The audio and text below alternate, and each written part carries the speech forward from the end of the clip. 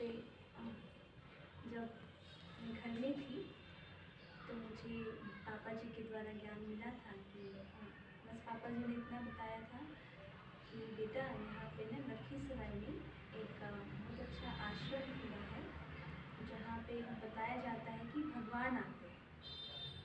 जैसे ही हमने ये सुना कि भगवान आते हैं तो जैसे हमारे कहते हैं ना रोंगटे खड़े हो जाते हैं कि भगवान आना मतलब जिनको हम इतनी पूजा उनकी करते हैं, उनकी श्रद्धा इतनी रहती है हमारे अंदर कि उन जैसा बन जाए, उनकी शक्तियाँ हम प्राप्त कर लें और वो धराधाम पर भी आते हैं क्या? हम तो बस मूर्तियों में देखते हैं, उनकी पूजा करते हैं, उनके जैसा बनना चाहते हैं, उनकी शक्तियों को प्राप्त करना चाहते हैं, परंतु वो भी धरती पे आते हैं। ये बड़ा वंडरफुल लगा सुनकर। तो फिर जैसे ही हमने पापा जी से सुना तो फिर हमने कहा पापा जी और क्या बताया उन्होंने? तो पापा जी ने बहुत सारी बातें की। उन्होंने कहा कि भगवान पता है कहाँ पे आते हैं? हमने कहा कहाँ पे आते हैं?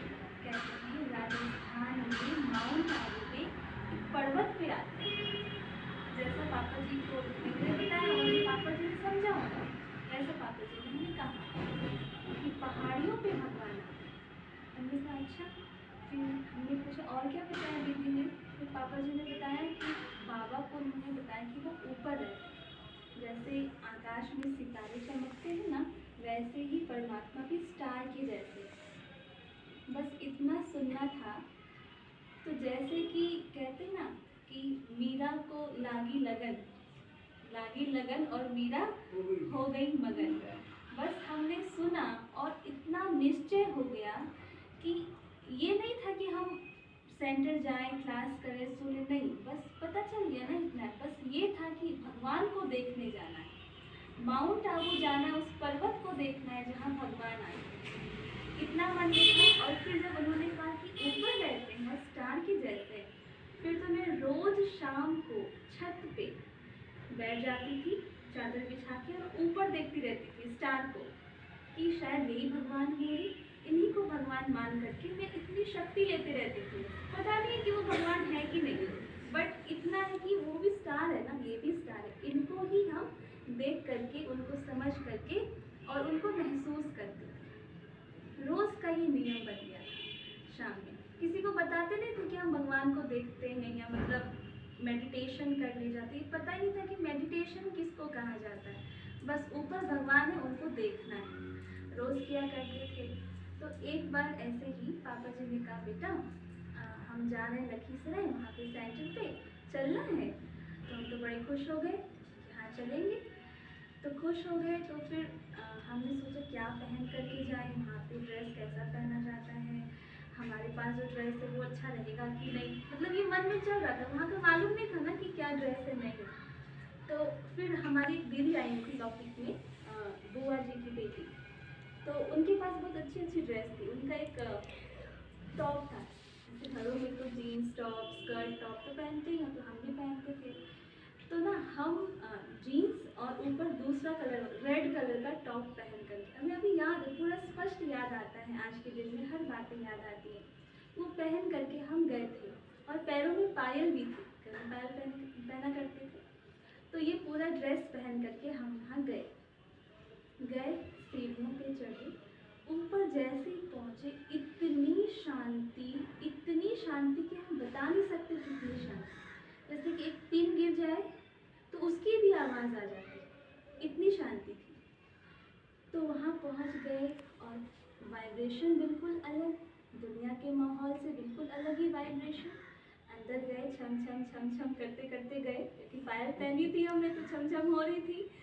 तो गए, बैठे, एक बहन मुरली सुना रही थी, मुझे नहीं पता वो कौन सी बहन थी, तो उतना ध्यान नहीं गया मुरली पे क्योंकि कुछ समझ आ नहीं रहा था। बैठे थे। फिर शाम हुई तो जैसे शाम के टाइम में नमाज शाम में हम लोग यहाँ बैठते हैं, तो जो वहाँ की दीदी थी, 2 दीदी थी, तो वो लोग योग में बैठी। तो हम आगे बैठे थे क्योंकि हम जिज्ञासु थे उस टाइम, नए थे, तो हम आगे बैठे थे। जो दीदी थी ना वो पीछे बैठी थी। तो पीछे बैठी थी और वो कैसे बैठी थी, वो पोजीशन भी मुझे याद है। जैसे कि ऐसे बैठते ना, इसके हाथ अटका के और पीछे ऐसे करके, जैसे बाबा की याद में मगन थी।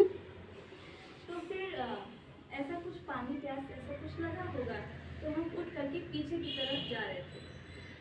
तो हमने जब उनको देखा, उस दीदी को, तो कितनी सुंदर लग रही है वाइट ड्रेस में। जो बैल बोल रही थी उन्होंने भी वाइट ड्रेस पहनी हुई थी, लेकिन उस पर उतना ध्यान नहीं गया हमारा। लेकिन जो दीदी योग कर रही थी, इतनी खूबसूरत लग रही थी वो, और इतना लाइट उनमें था। तो हमने जब उनको देखा तो मुझे लगा कि कितनी खूबसूरत है, मुझे भी ऐसा बनना है, मुझे भी ये वाला ड्रेस पहनना है, लाइट वाला ड्रेस। उसी टाइम मैंने ये मन में संकल्प किया था। और देखते देखते उनको अंदर पानी की व्यवस्था थी, तो पानी पी करके वापस आए। फिर उसके बाद शाम में कुछ भोग भी दे रहे थे सब लोग। तो सब लोग जब भोग बांट रहे थे, तो हम जैसे सब लोग लाइन में खड़े थे, तो हमने कहा पापा हमें कब मिलेगा। पापा बोले बेटा अभी लाइन में आ जाओ। तो मन में आया कि हम लाइन में आए, हमको अच्छा नहीं लग रहा था। लाइन में आओ मतलब अच्छा फीलिंग नहीं आ रहा था कि हम लाइन में नहीं आ सकते।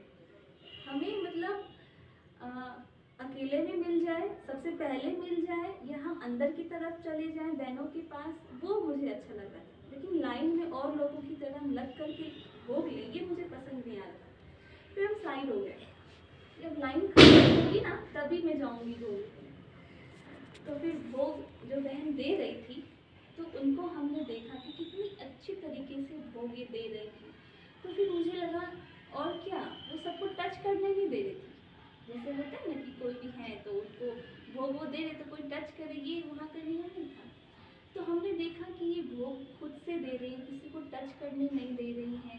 क्योंकि दुनिया में भी प्रसाद होता है तो